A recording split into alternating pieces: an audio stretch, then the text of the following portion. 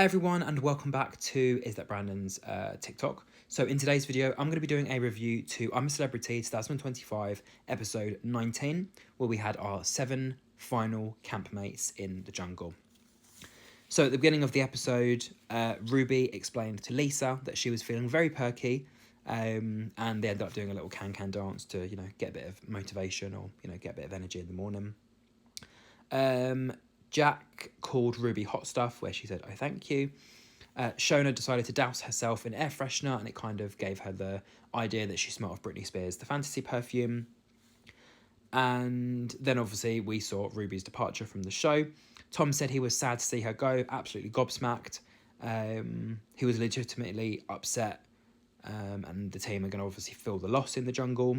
Lisa and Shona obviously began crying.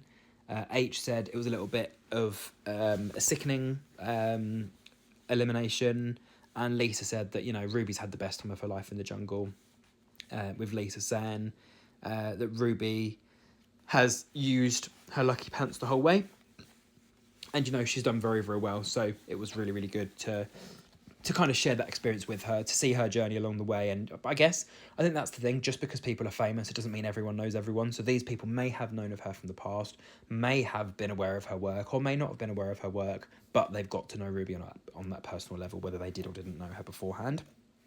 The next trial was going to be called the Lethal Library, and 2 celebrities were going to be taking part in that one. Jack said that Ginge doesn't even know what books are, so there's no point sending him for the trial. And I think in the end it was Tom and Martin who were chosen for that. So Martin explained that Tom makes him smile every day, and there's only 7 of them left. Tom explained that getting 6 stars out of the 7 would be good. And H said they're the 2 people you'd probably most likely want to go to the library with, Martin and Tom. Tom said that usually libraries are tranquil and safe. But Ant and Dec explained that there was going to be 1 celebrity on reception and 1 celebrity posted a book through in order to get those stars, basically. So Martin was the receptionist, Tom was the librarian, and throughout the entire mission, what basically had to happen is Martin had like an anagram of a book in front of him. He had to describe those features, which became a song title. Tom would then have to work out which type of book that is, and then find a book with that name on. Basically, he had to basically just find that book in the library. So if it was something like a sci-fi film or a sci-fi book, the anagram would be whatever that is. He'd have to go to the sci-fi section, which had whatever sort of creepy crawlies, and then obviously find the book which had the sci-fi anagram name on the thing. So for example, the first one was War and Peace, so I think it had an emoji of war, an emoji of peace.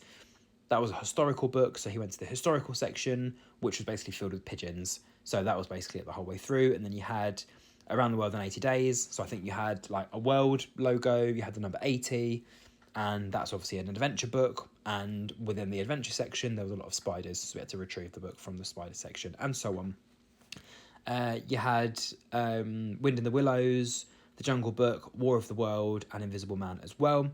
And yeah, Tom was basically putting his hands within cockroaches, snakes, rats, and even green ants. And yeah, I think at one point when he was kind of dealing with the rats or whatever, he was like, "Oh, sorry, darlings, I need your book." And then he basically couldn't find the last one, and he basically explained that it was The Invisible Book. In the end, they got 5 out of 7, so it's not awful. And, they still managed to get enough meals for, I guess, the 5 out of 7 people, or just a slightly smaller portion for everyone that evening. Martin explained that they don't have a full bag of meals, but they're going to get full hearts. And Tom said that he normally looks a lot better than he actually did, during that trial. Lisa explained that the treehouse is no more with Ruby gone, and Jack said it's going to be really weird when there's only 3 people left. H said he once spoke to a girl in a nightclub, and when the lights came on after snogging her, realised that she actually looked very different to what he expected. And yeah, Tom said that the readers were fellow things within the jungle, such as the different rats and spiders and the rest of it. And H said that 5 meals will do them tonight absolutely fine. We found out that due to obviously Ruby leaving, the leadership was over, and Tom said that we've now become a democracy, and they had to decide between themselves who was going to be doing what duties. So Lisa said that she would do Potts and Dunny, H and Tom would both be on wood. Shona and Ginge would both be on cooking. And yeah, H said that it's good that it's leaderless because now I guess people are able to kind of do their own thing and just help as and when they're needed. Shona explained that she wanted to have a cup of tea. Jack said Rosie Lee because obviously that's the spoken English version Cockney slang. And Ginge explained, well, hang on, I don't understand if it's Cockney slang because it's actually making the word a lot longer. And then they had all different phrases from Manchester that Ginge and H were saying. So Ginge said scran is just another word for food. H said our kid is almost like a brother and sister. And going off to Rosie's house or Rosie's home is like an empty place or somewhere where you were sent if you were basically badly behaved.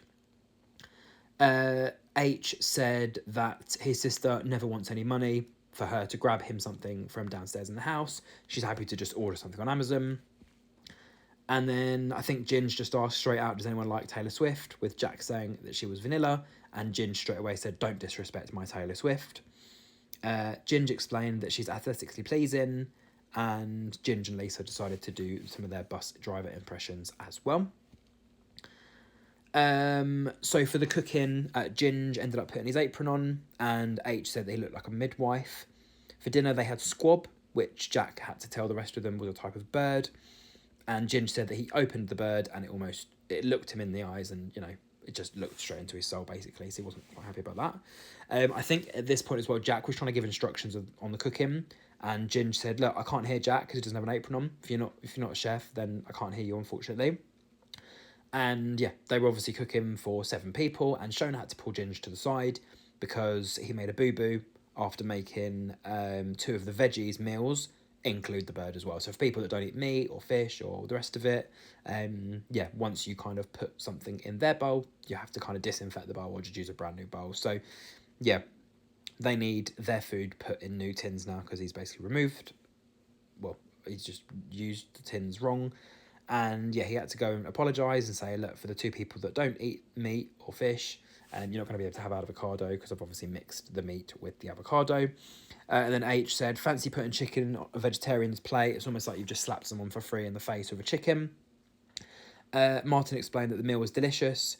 Ginge said that he's able to separate the midwives from the Maldives. And Lisa questioned how many Michelin stars he's got, because I think he said we've got 5 Michelin stars, it's Michelin stars, but obviously he just said that slightly wrong.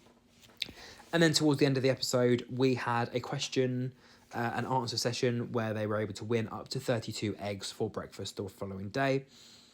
And yeah, H, in terms of the first question, said, let's just pick one answer and, we just get it cracking. So the first question was, which bird lays the largest egg? The answer was either emu or ostrich. So Tom said ostrich is definitely bigger. Jack said he's eaten and ridden an ostrich. And then H said, let's just put it all on ostrich. And they were correct. And then some of the other questions included percentage of people that say scrambled egg is the best, the amount of boiling time for a soft egg, average speed that a chicken can run, and a Henry Hambler, how many 2-egg omelettes can he make in 30 minutes? So that answer was either 20 or 12. And I think H said definitely the lower one. You can make at least 4 per minute. And Ginge said that you can't really risk it all. He wouldn't have put it all on C because he has a brain. So they did manage to split their answers half and half. So I think they ended up getting 12 eggs for breakfast the following day. And we then found out either Lisa or Martin was going to be eliminated, and the next campmate to be leaving was Martin. So Lisa said, love you, darling. She actually survived elimination twice. So yeah, your top 6 were Tom H, Ginge, Lisa, Shona and Jack. Martin survived 20 days. He skydived. His rival was Lisa at Doomsville, and he took part in the Jungle Arms karaoke. He said he dreamt about this moment, had a beautiful experience. He's never going to forget about it. Ginge called him the cool uncle. He explained it was a trip he didn't think existed within a TV screen, and he loved getting to know other people, sitting down and talking, and it's his first time making friends in years. In terms of the trials, he said the skydive was unreal. Too much information was coming to him at once, and he's done everything he's wanted to do, and there's a lot of great stories he's going to be able to tell. And he said that with the ukulele, he got stitched up, and he actually wanted to have a guitar. It's like sending him in a trombone, something that he's obviously not going to be able to use. So that's the end of the episode 19. I will summarise the last part of episode 19 as part of 20's review. But thank you for watching, and episode 20 coming soon.